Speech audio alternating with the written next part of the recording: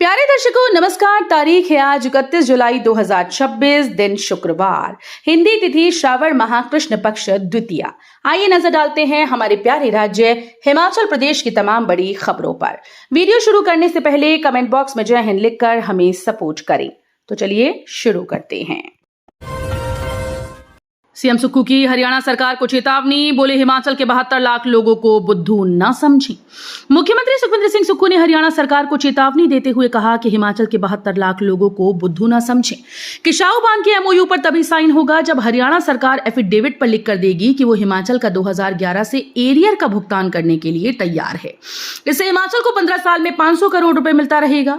मुख्यमंत्री सुखविंदर सिंह सुक्खू ने सोलन के क्यारीघाट में पत्रकारों से अनौपचारिक बातचीत में बताया कि वीरवार को पेशी के दौरान हिमाचल ने दो टूक कहा कि एग्रीमेंट तभी होगा जब हमारा एरियर मिलेगा। 2011 से हमारा पैसा फंसा हुआ है। सुक्खू ने चेताया कि यदि ये समझौता ना हुआ तो आधा हरियाणा, आधी दिल्ली, आधा राजस्थान व गुरुग्राम पूरी तरह से सूख जाएगा। उन्होंने कहा कि हरियाणा सरकार न प्यार से हमारा पैसा दे रही है और न ही कानूनी लड़ाई से दे रही है। हम तो अपना अधिकार मांग रहे हैं, इसे लेकर रहेंगे। सरकार ने नियमों में किया संशोधन, अब स्टडी लीव पर जाने वाले कर्मचारियों को मिलेगा पूरा वेतन। हिमाचल प्रदेश सरकार ने केंद्रीय सिविल सेवा लीव नियम 1972 में संशोधन करते हुए अध्ययन अवकाश से संबंधित नियमों में संशोधन किया। वित्त विभाग की तरफ से साक्ष्य संबंधी अधिसूचना जारी कर दी गई। इसके अनुसार यह संशोधन 7 अगस्त 2024 से प्रभावी माना जाएगा।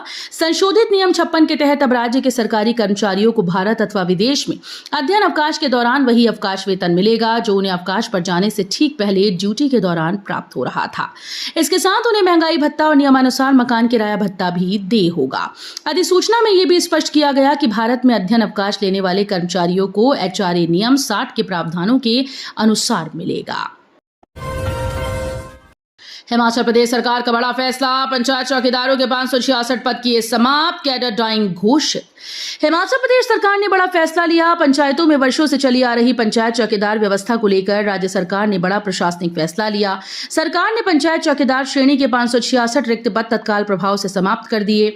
इसके साथ ही इस कैडर को डाइंग घोषित कर दिया गया। पंचायती राज विभाग के सचिव सी पालरासू की ओर से इस संबंध में अधिसूचना जारी कर दी गई। यह आदेश अधिसूचना जारी होने की तिथि से ही पूरे राज्य में प्रभावी हो गए हैं।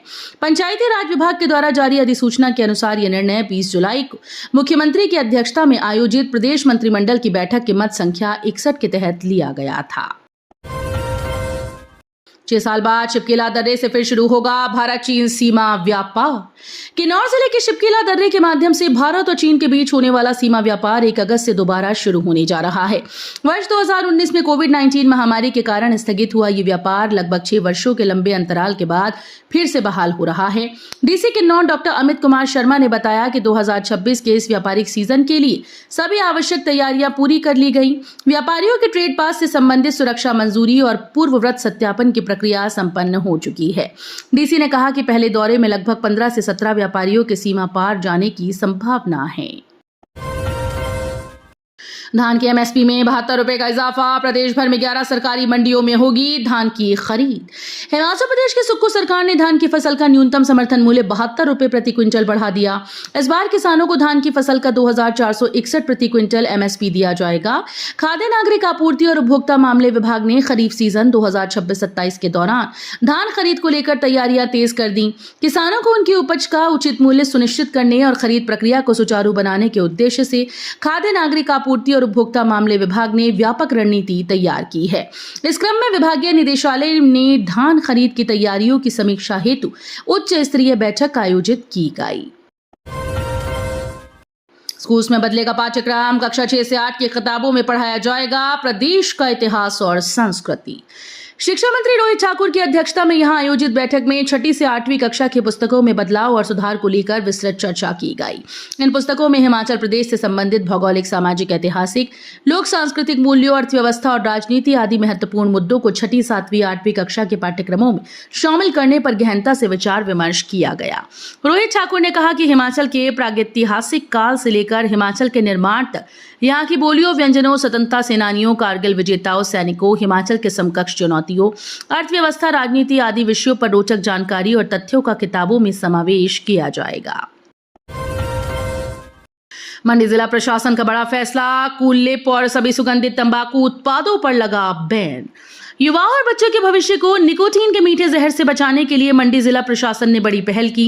जिला प्रशासन ने कूल लिप समेत सभी तरह के स्वादयुक्त और धुआं रहित तंबाकू पदार्थों के भंडारण, बिक्री, वितरण और परिवहन पर पाबंदी लगा दी। जिला दंडाधिकारी और उपायुक्त अपूर्व देवगन ने भारतीय नागरिक सुरक्षा संहिता 2023 की धारा 163 के तहत आदेश जारी किए।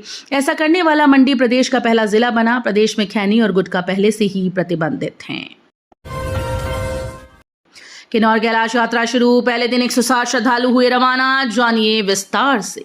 किन्नौर कैलाश यात्रा वीरवार से आधिकारिक रूप से शुरू हो गई। यात्रा के पहले दिन तंगलिंग गांव से 160 श्रद्धालु रवाना हुए, जिनमें 5 महिला श्रद्धालु भी शामिल रहीं। पहले दिन ऑनलाइन पंजीकरण कराने वाले 175 श्रद्धालुओं में से मात्र 50 यात्रा करने पहुंचे, जबकि दोपहर 12 बजे तक 57 श्रद्धालुओं ने तंगलिंग बेस कैंप में ऑफलाइन पंजीकरण कराया, जिन्हें यात्रा पर भेजा गया। दोपहर 12 बजे के बाद आने वाले श्रद्धालुओं को अगले दिन यात्रा पर भेजा जाएगा।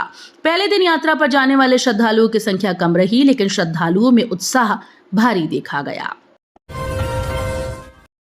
रक्षक जब भक्षक बन जाएं तो बर्खास्तगी बिल्कुल जायज, हिमाचल हाईकोर्ट ने सख्त टिप्पणी के साथ खारिज की याचिका।